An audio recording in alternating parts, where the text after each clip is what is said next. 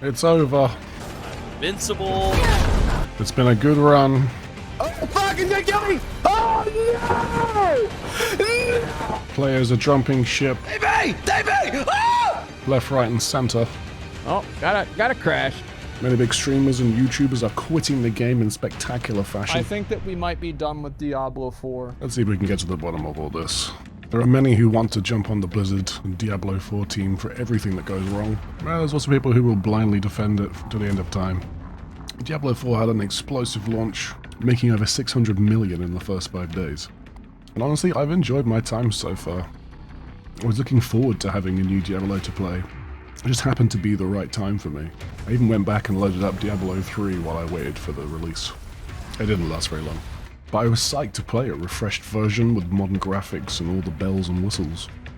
The beta looked promising as well, and once Diablo 4 arrived, the first thing I noticed was it does look great.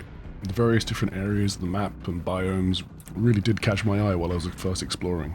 The color palette for the gear is still a little bit off, but it's much improved from the previous games. And the great thing is, the cosmetic store is absolute trash. So you can make your character look badass and never need to spend a penny. Honestly, like, what is all this? The campaign was pretty good, pretty enjoyable. And the open world was a nice idea. You could do more with it, but more on that later. And the game did bring many more people to the genre that otherwise would never have even tried it. The fixes in recent patches have been good, with the dev team actually listening to the player base, although some might argue these fixes should have been there from the beginning. And the first season was, well, something, at least.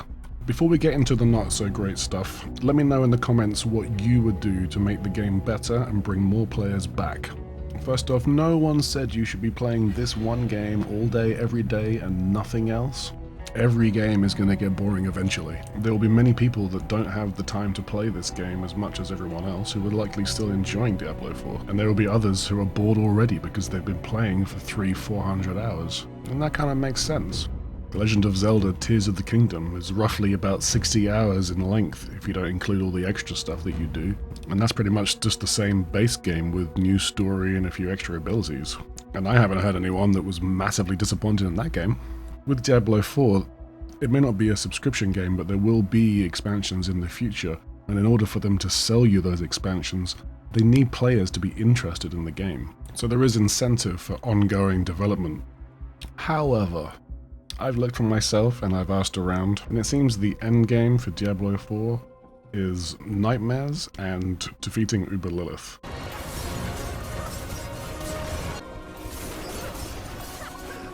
Which isn't exactly spectacular. I mean, it's not like they point blank said, oh hey, there's going to be loads of things to do in the end game and we're really focusing on that or anything. I've heard people say, well, this is the end game, and kind of just deal with it. And I'm like, well, that's kind of the point. It's not really very impressive. Leveling up's okay for the most part, but as soon as you get to level 70, that grind from 70 to 100 is just really boring. I guess if you look at 70 to 100 as like the end game of Diablo 3, where you would gear up essentially, yeah, 70 to 100 is the gearing up phase. But the gearing up tends to be really tedious. How many ancestral chests do you get with 2 perfect stats and 2 absolute shit ones? Just over and over and over again. And yes, I know this is the whole point, but at least you could be doing something interesting while you're doing that, instead of just endlessly doing nightmare dungeons. Although, I will say, the rotation for Season 1, I actually quite like those dungeons. With classes and builds, it seemed like they were going to be much more versatile than Diablo 3, everyone just going for the meta back then. It really looked like you were going to be able to play your spells, your abilities, the way that you wanted to, and there would be gear that would keep everyone pretty much in line. But very quickly there were some builds that just skyrocketed, and there were some that were absolute trash, and then especially recently with at least 2 classes being nerfed to the point where I don't want to play them. Like if I got bored playing a class in Diablo 3, I would just make a new character and learn how it all works, try some new builds with that, and usually have a lot of fun. And maybe if I didn't have social media and didn't know about these things or didn't read the patches, I wouldn't know any better. But there's a real notable feeling when I swap from my rogue to my sorcerer, for instance. I'm watching my friends play their lesser classes. It's just, oh, it's sad.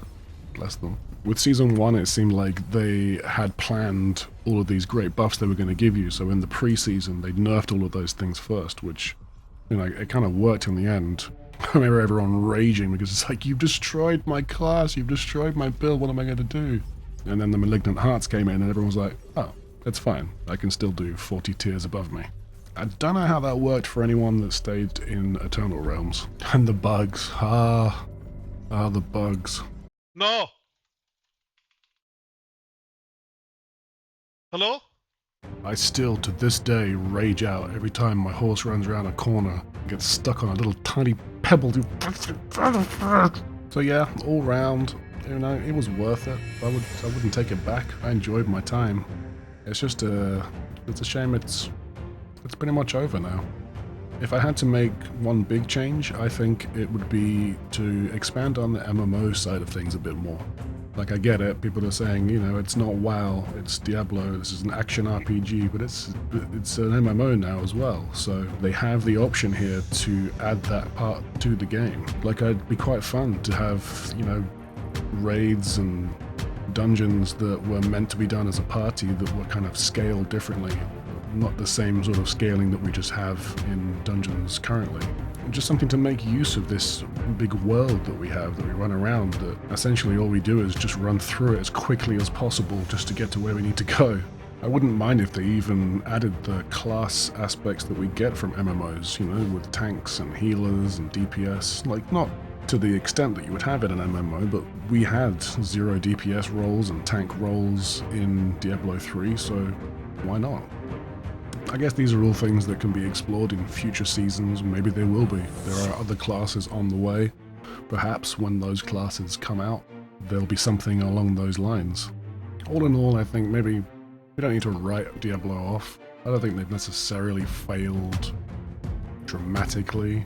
It was a pretty rocky start, but as people have noted, not as bad as some games, although that's no excuse. The problem we have now is that developers know that they can get away with chucking the game out as it is, whether it's ready for public consumption or not, and just patch it later. We'll just pretend that that didn't happen.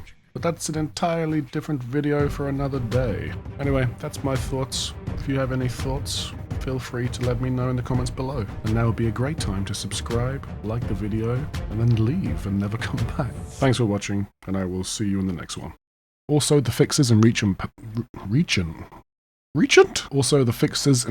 recent patches, fuck me.